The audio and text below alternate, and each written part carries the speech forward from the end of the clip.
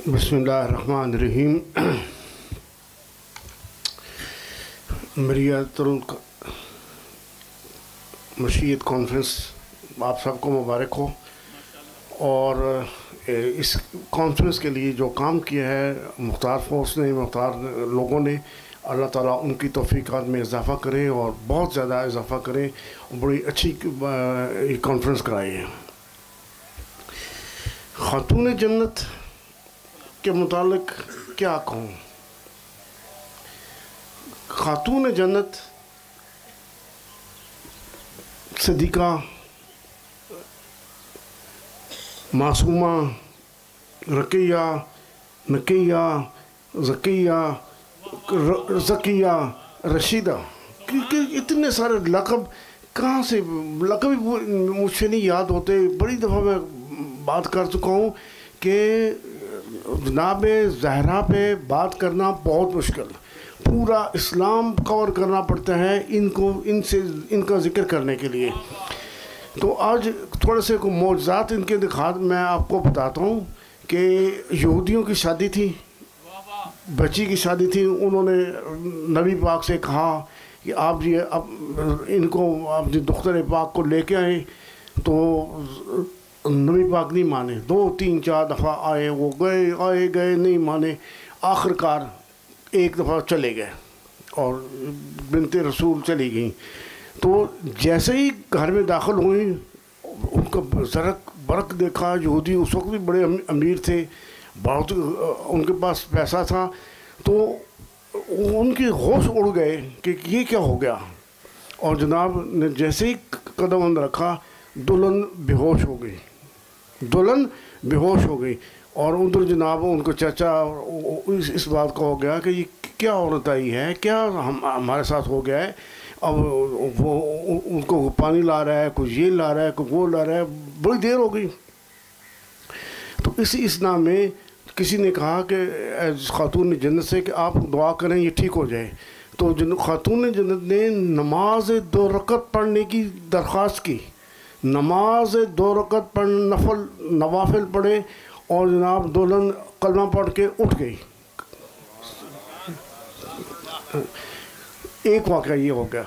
दूसरा वाक़या काज़म करवेनी का था कि इनको उठा के ले गए उस वक्त की हुकूमत के इराक, ये ईरान से इराक चले गए थे।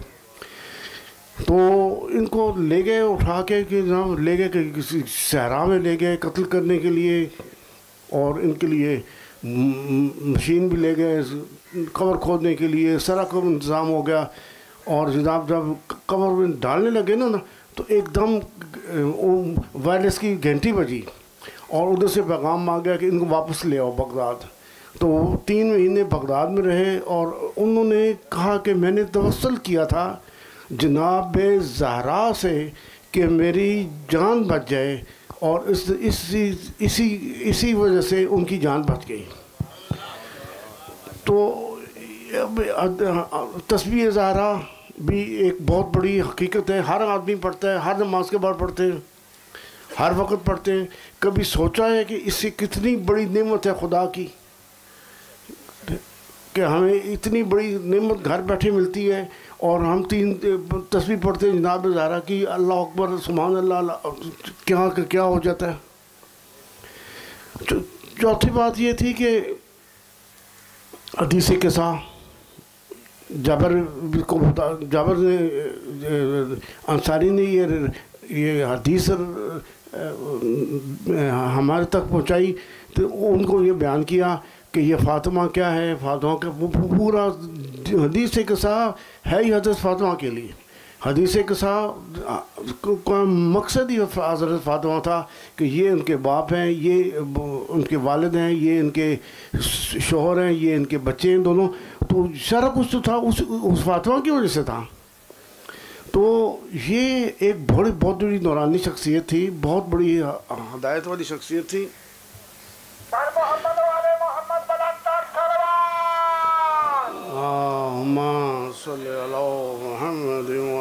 मोहम्मद। तो ये بہت ہی بابرکات ذات تھی، اور ان کے ساتھ توسل رکھنا چاہیے، اور ہمیں چاہیے کہ ہر وقت جناب زہرا کو یاد کریں اور ان کے ساتھ توسل رکھیں۔ اور کیا بات ہے کہ یہ ان کا ایک ام ابیہ بھی ہے، ایک لقب ان کی کنیت۔ تو ابیہ کا مطلب والد کی ماں، کوئی بیٹی ماں بھی بن سکتی ہے، لیکن آپ نے فرمایا کہ اس کی جو مفہوم لوگوں کو بتایا کہ یہ بچی میری ماں کی طرح خدمت کرتی ہے، ماں کی طرح میرا خیال رکھتی ہے، تو اس لیے ان کو ام ابیہ کہا گیا۔ تو یہ اتنی بڑی شخصیت ہے، اس کا کتنا کیا بتاؤں، اور یہ کہوں کہ آپ لوگ اتنا عزت کریں، اتنی تکریم کریں کہ اسلام میں سوائے اس کے اور کچھ بھی نہیں ہے۔ جناب زہرا کو پڑھ لیا تو آپ نے سارا اسلام پڑھ لیا۔